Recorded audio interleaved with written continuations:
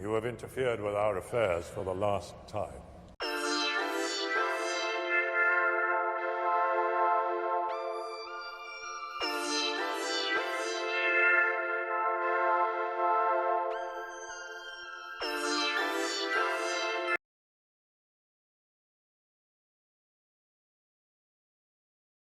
Hi there, my name is Shammas. I'm a comic artist, first and foremost.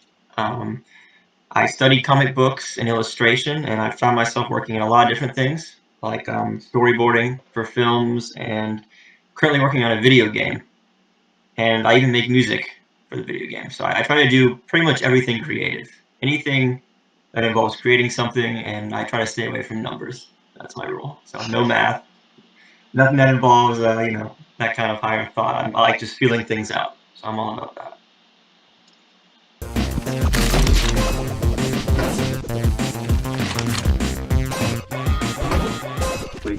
So I was born and raised in Chesapeake, Virginia.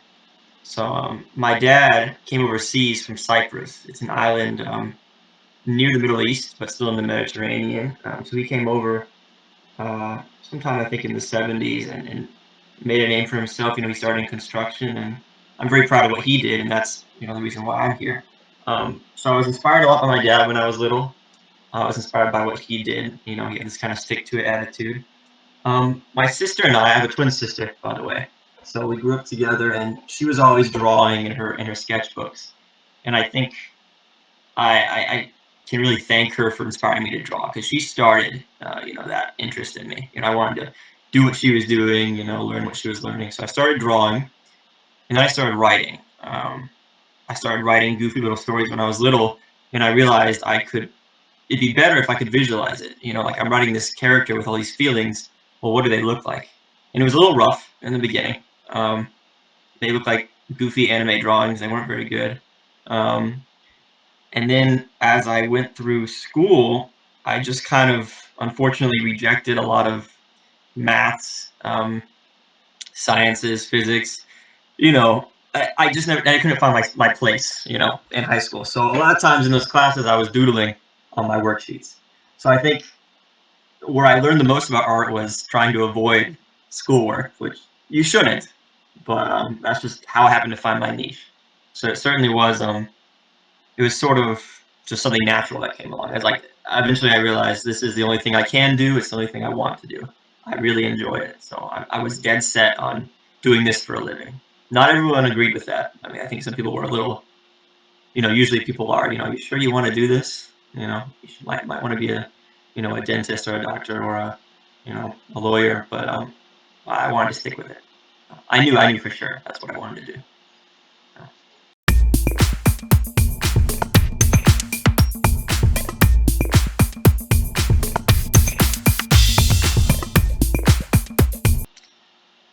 It was a little flippy floppy. I mean, they're gonna hear this.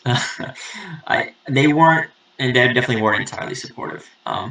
They saw it as a hobby, but especially when it came time, because I was drawing since lower school, to middle school to high school, and when I got to high school, and I wasn't showing a specific interest in something else, right?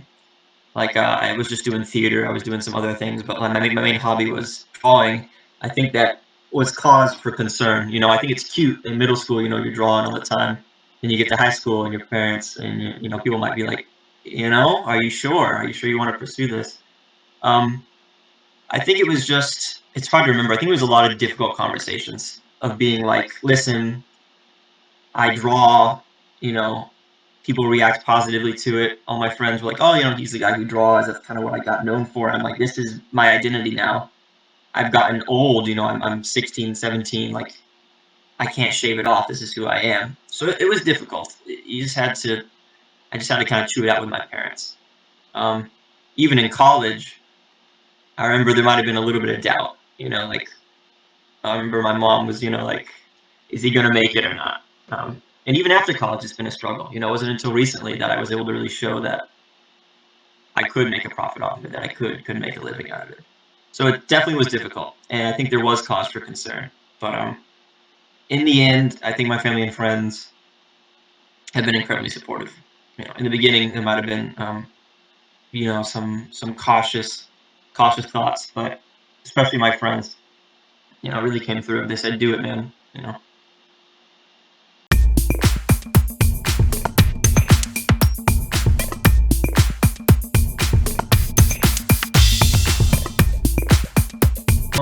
It's strange. There's like for anyone who's comic fan, so there's manga. I started kind of like that. That's what I was reading. I was looking at you know Eastern stuff, mangas, and then when I started to study anatomy, I started to look more into like Western style comics, things like Superman, Batman, these sort of typical, very natural looking faces. And then I kind of ended up somewhere in the middle.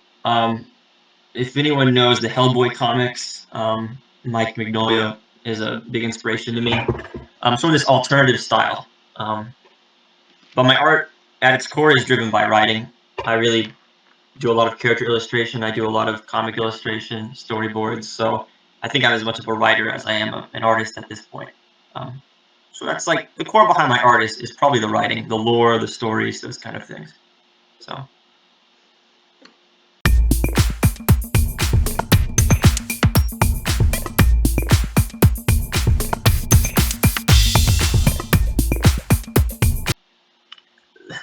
that's that's the reason why I was drawing in the first place is because they weren't coming out right. Like that's a reason to improve your skills, especially if you have the mind's eye, but your hand's not doing what you want it to. That's just more reason to practice. So I think every time I draw, I get closer and closer to my mind's eye, but it's near impossible. I think to get it perfect, but it used to be much worse. So as I practice, it gets better and better.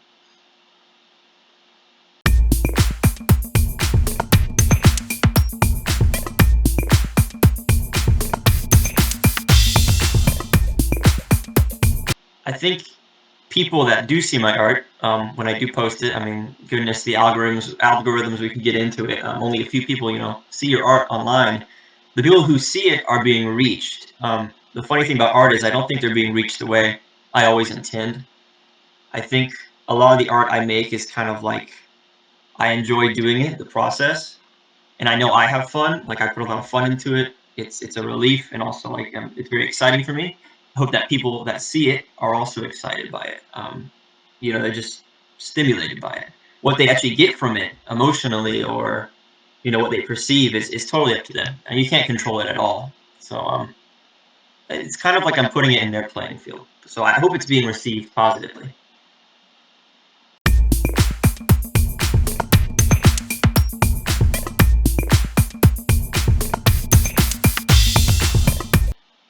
Well, with the music, as you know, I write these stories. I had a Kickstarter a while back that was an art book, so it had all these descriptions of the characters in the world. It kind of painted this picture, and it had all these drawings. And my dad has always been big into music, and I thought, let me just take a stab at doing a soundtrack. Like I'm so into the world, I'm so into this imaginary world that no one can grasp except for me, right? That I might as well just try to give it a sound. And that's how I got into it. It's rough stuff. I mean, GarageBand, Audacity, FL Studio, these little programs, and I just try to put together a feeling. Right now, I'm doing like a hip hop graffiti based game that's going to come to PC. I'm doing like early Chicago style house, hip hop inspired stuff from there. So I'm learning a lot about music history that I didn't know about. So I do pretty much everything: soundtrack, jazzy sort of stuff, and hip hop sort of inspired things. I think I think the one that expresses me the most, and I haven't done a lot of it, would probably be comics because that's where people get to see what I'm all about. That's where you get to see the character acting, the story. I draw the character, so it's really my roots are drawing, not making music or making games. So I think that's the perfect blend of a perfect way to tell my story. Now I'd like to get it animated one day, but I mean, you need a whole team for that. So just me alone, I think comics would be the best way to kind of see what I'm all about.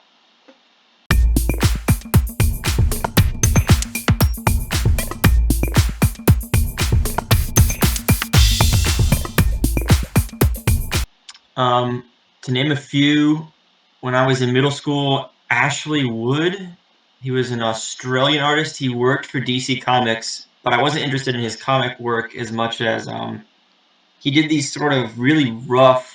He just drew. Like, it seemed like he didn't care about where the line went. He just kind of felt it out, but he was still drawing action scenes. He did a lot of the Metal Gear Solid art. If you've ever seen some of the Metal Gear Solid stuff, like the really like solid black chunk, really scratchy. Like, I could tell he was just feeling it out. So I appreciate the emotion he puts into it.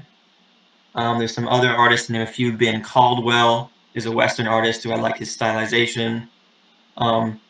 Atlantis, Disney's Atlantis, was a movie that came out like 2001. I remember I saw it; it blew me away. That's always been a big inspiration for me. So a lot of animated movies I still enjoy. That and the original Blade Runner, favorite movie of all time.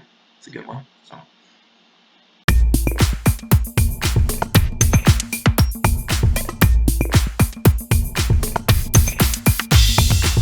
So a video game has taught me a lot about teamwork and like the scale of like a dream. Like, because I wasn't planning on getting into games, and I roomed in college with a guy named Oscar Painven. Now we're like best buds. He was studying game design, and I was studying art. And for some of his classes, I wanted to give him, a little bit of art to spruce up his games. I'd see the prototype. I'd be like, that looks fun. I wonder what world is going on. Like, how do you explain a bunch of dots moving around a screen? Are they knights? Are they spaceships? I find that's fun to like have the prompt of the game and then throw something onto it. Well, he helped me with some of my projects. I helped him with some of his projects. And then I think at the beginning of this year, we were able to get funding to work on a project together. He had an idea for a elemental game. It was like a platformer where we pick up elements, and then we got together one summer and we decided to make it a first-person game that used graffiti. I was like, let's go away from sci-fi, go away from fantasy. Let's just do something really wacky. So it's a graffiti-based shooter. It's called Tagline. It takes place in these big cities. You can jump around in them. You can fly around in these big open playgrounds and complete missions. It's kind of like this really open level N64 but still modern style game that people seem to respond positively to. So we're in the market for publishers. I'm learning a lot about business development. I really didn't want to know, but I am learning, having to be an owner of the business. It's been a lot. But yeah, that's Tagline. I think it's going to come out probably about a year and a half. There's still a lot of work to be done.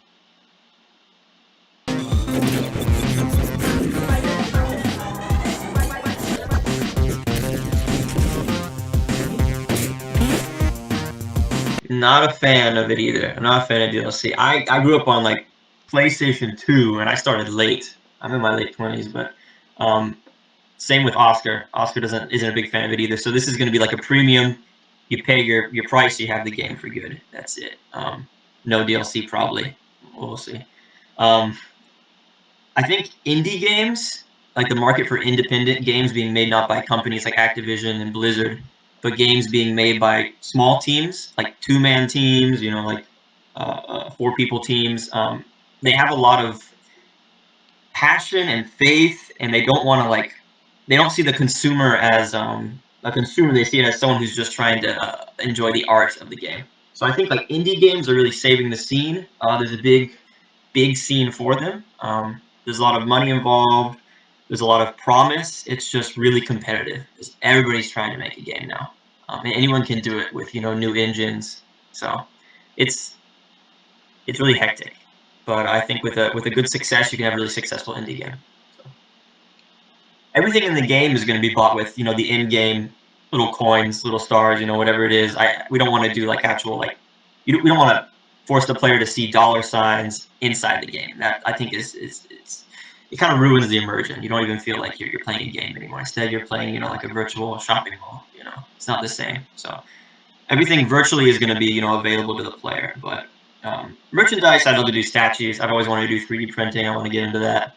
I'll do anything. I'll do anything and everything if we have the support for it. So depending on the publisher, because we're trying to get a publisher, as we're the developers, we want a publisher. But we might develop ourselves without one. We'll see. We're interested in pretty much Xbox, Switch, and PC on Steam. That's what we're gonna do. PlayStation is a little tough to get on, so we're probably gonna have to do Xbox Marketplace, and Switch would be nice though. Be a good addition. So it works on controller too. We already have that working. So very cool.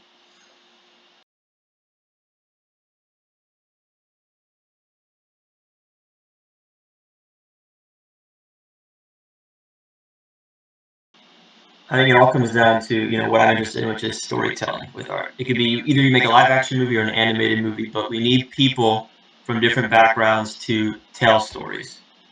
Because if you're the one telling the story, then someone on the other end of the planet who's not like you at all can understand where you come from. So I think first you need to break down the wall of, do you understand the other person? Do you understand where people are coming from? Because everyone has a completely different background. So the more stories we tell that are varied in their background, the sooner we can all get to know each other, trust each other, enjoy each other's work easier, faster. So I think that's what it is. Different ways to tell stories and different storytellers in charge of those stories. I mean, when I was little, I tried to do a senior speech on this, but my school didn't approve. They didn't like the idea. I think I'm a big passionate fan of animation, and I think for the longest time, animation in the United States has been kind of choked down to it must be for kids. There's a specific Oscar category for animation when animation isn't really a genre, because you could tell a horror story, you could tell a romance story, you could tell a very adult story with animation, but everyone is just kind of tunneling it into a genre. Now, lately we had Love, Death, Robots on Netflix, which I think is a bit of a step in the right direction.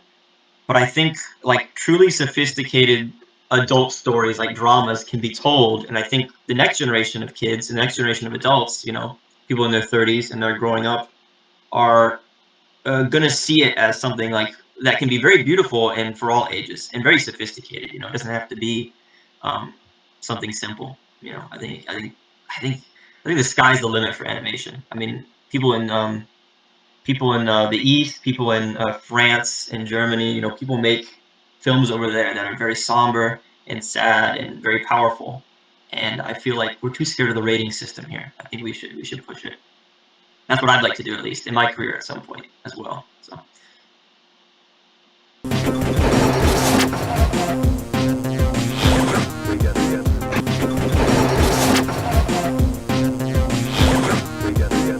First, it's tough. It's tough. It's always tough. I think first, if you're pursuing a passion, you got to double check with yourself that it's what you want to do. Like, for example, if you're studying, if you're drawing because you want to be an animator one day and you're hating what you're doing, if you're not having fun putting the pencil on the paper and you're looking too far in the future, you got to enjoy the process. Because if you're just looking a few steps ahead and trying to get to that point, what happens after that point? Are you still going to enjoy? You have to enjoy the actual work. So being an artist, make sure you enjoy the work. Because if not, maybe it's not for you. You have to check with yourself mentally, make sure that you are actually enjoying it. If there's pressure and you feel like you might want to give up, I recommend trying to find people who share your dream, because you feel really alone sometimes when you're in your head trying to get images and music or whatever it is out. You might feel like you're kind of alone struggling. It's like the lonely artist syndrome. I think everyone has it. So building a community with whoever, people who can help you, make album art, get excited. For example, let's say you're making music. Find some kid who likes to make art and have him do the album art for you. Then he's going to get excited about your project. And it's a little corny, but like their energy of someone you're working with will feed into it. That'll keep you going. And if you think about giving up and you've convinced yourself to give up, think really hard about it, because it's hard to get back into once you pursue something else. So it's kind of like a stick with it, or it's so tough. It's tough to explain because it's such a difficult conversation to have with yourself. I've known people who have gotten so far and have decided it wasn't for them because they couldn't get that breakthrough. So it's tough. Either you do it for a living, you do it for a hobby, or you don't do it at all, it seems.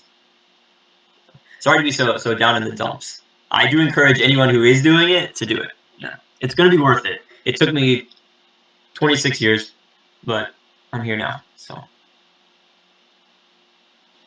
if I can piggyback off that real quick, I find like the only thing that makes you successful let's assume every artist is a hard worker. Every artist works their butt off to the best at what they do. You won't get anywhere in your dream unless you find people that share that dream with you. Could be anybody. You got to build a community around yourself because as a solo artist, that just doesn't fly anymore. It's not like the Renaissance. You can't just paint something beautiful. People won't come flock to it. You need a community. You got to have people who work with you, or for example, like me and Oscar, we're working together on a game, and that's getting us more recognition than anything we've done before it. That's like our big triumph. But we need each other. So I think your artistic endeavors should involve other people, and that's how you jumpstart your career. Definitely.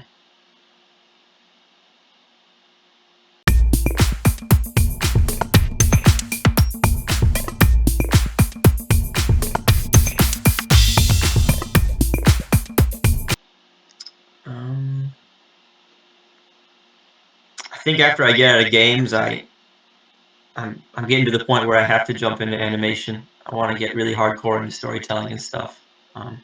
It's just my next move. That's what I want to do. So that's what I want to do since I was little. Like tell stories. So I'm telling some really fun stories for the games, and the games that I'm going to make in the future are going to tell stories. But I just want to say I'm excited for the future. So,